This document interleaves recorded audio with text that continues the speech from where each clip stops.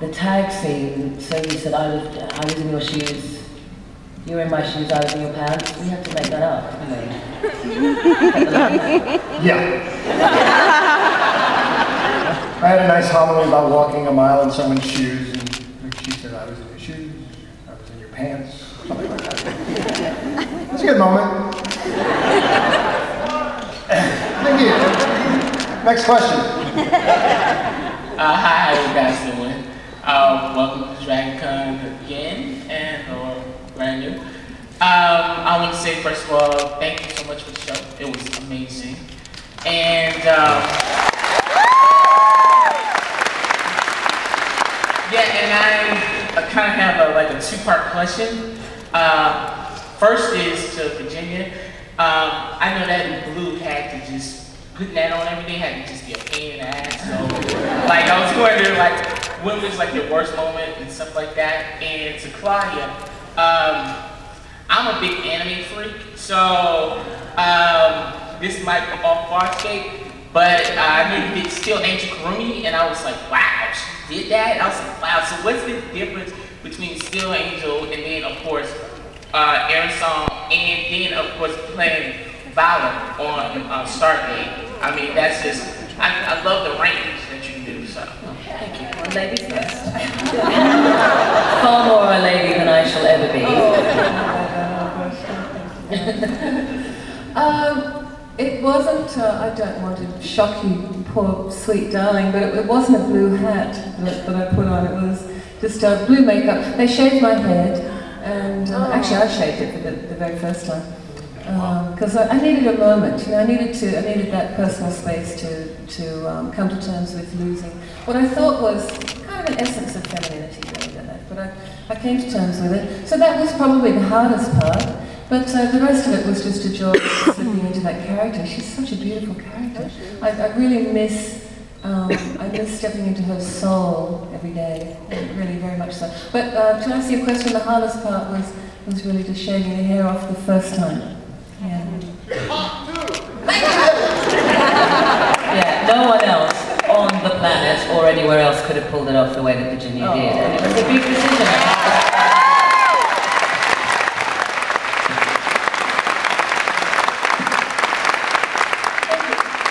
And I remember because you made the final call because they'd gone through some versions of prosthetic makeups to apply to Virginia's head, and Virginia actually said, you know what, this isn't working.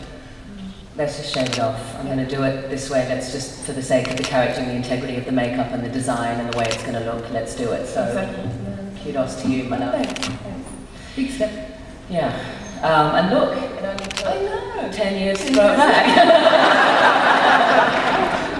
Yeah, fast. And to answer the second part of your question, I was asked to do Still Angel Karumi because ADV Films had the rights to distribute Farscape, so they were recording and producing the DVD commentaries.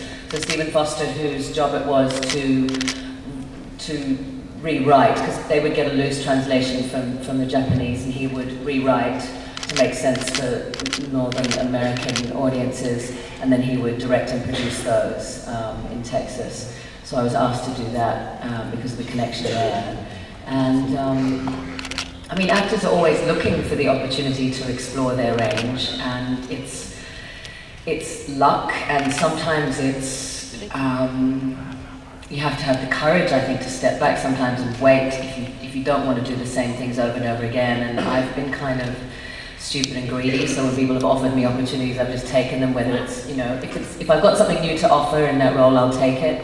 And if I've been lucky enough to have the opportunity to do it, I'll do what I can to make it different. But we're always looking for that opportunity to explore our range. And we all have it, it's just when you get those opportunities. Well said. Next question. Hi there.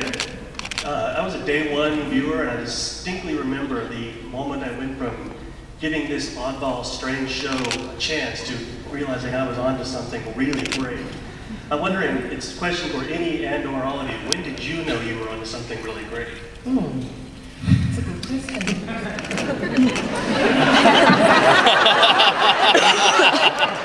I think for me, the moment I walked onto the set was really extraordinary, unlike anything in Australia that I'd ever seen before. So I had an inkling then. Yeah, I mean, it's the same for me. I read the script and there were a couple of things. If there's at least, because we read a lot of things and you know, you're looking for something original that piques your interest and you think, oh, I've not seen that before. I want to be part of that. And for me, the character of Rigel was different, the way they described him, how he was going to manifest in reality. And the concept of the ship being living and the character of Moya, all of those things were very new to me. And Erin, I could see she had the potential to be a really cool character. But Ben, we were doing makeup tests, and Jen and I were in the room down near that Studio One, whatever it was. And Ben said, "Excuse me, I just have to take Claudia away for a second." And he barely knew me. He said, "Come and look at this." And the sets were just being built; they weren't finished. And he took me through, and he was so enthusiastic. He said, "Isn't this amazing? This is really amazing." And it really was it was a unique set design. And your enthusiasm was that was the signal to me, because, you know, you're a seasoned actor and you come all this way, but you big, you know, it was a big move for you and your family, and here you were, and you were excited, and it was always Ben's energy and enthusiasm that informed our day, and so that was the start of it for me. My chemistry with Ben at the audition, reading the script and seeing that set with Ben. I think when Rockney O'Bannon was talking about it initially in the casting phase, the ideas he was expressing seemed amazing. So that was the first part for me, and I was auditioning for Dargo, which on a Friday, many moons ago, I didn't get. However, a few days later, I was offered Captain Crace. That's right, we killed him too. And the second part was of course on the set, and then meeting an amazing bunch of actors, walking onto the set for the first time, where I hit my head as the door opened, and it was like, "Welcome to Farscape." Here we go. And I was walking out onto the bridge, the first shot, with Andrew Prowse. Now the second part of that, we worked for a whole year not knowing how it was ever going to go down. And then we arrived, I think it went to where? After the first year, we came to Santa Monica to the first convention, and it was only then, seeing an audience like you, all the fans, I suddenly thought, God, something is happening here that we weren't really privy to, being isolated in Australia. And I think that was when I thought, oh wow, this is something really different and new. It came in stages. Hang on a second. I've been talking a lot today. The first stage is obviously looking at the script, where you say to yourself, oh crap. I'm really stupid hanging out with these puppets, aren't I? But I'm going to Australia anyway. So then I went down and I auditioned with Claudia. After I did the job, Claude came in, and some other girls came in, but, you know, I knew immediately from that moment there was one girl to play the part. If we get that girl, we're that much closer to making something which is not going to be awful. And I went back and I said, there's only one girl, Claudia Black, that's the one. And they said, what about the girl in the cat suit? Are you nuts? Not the girl in the cat suit, Claudia Black. Well, they were smart enough to hire Claudia, and so at that point you're thinking, okay, we've got the pieces in place. Then I saw the sets, and I went, okay, now this doesn't look like anything else. And then you start shooting episodes, but the whole time you're enthusiastic about it, and you're still thinking, we're going to die. You're going to watch this and we're going to die.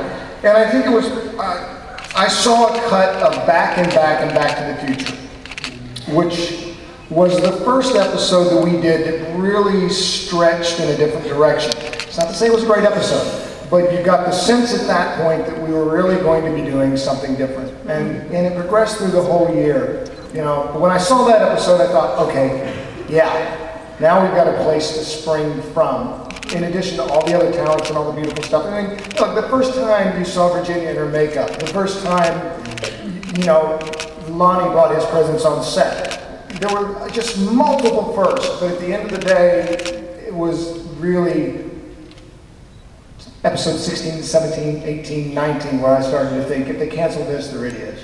Yeah.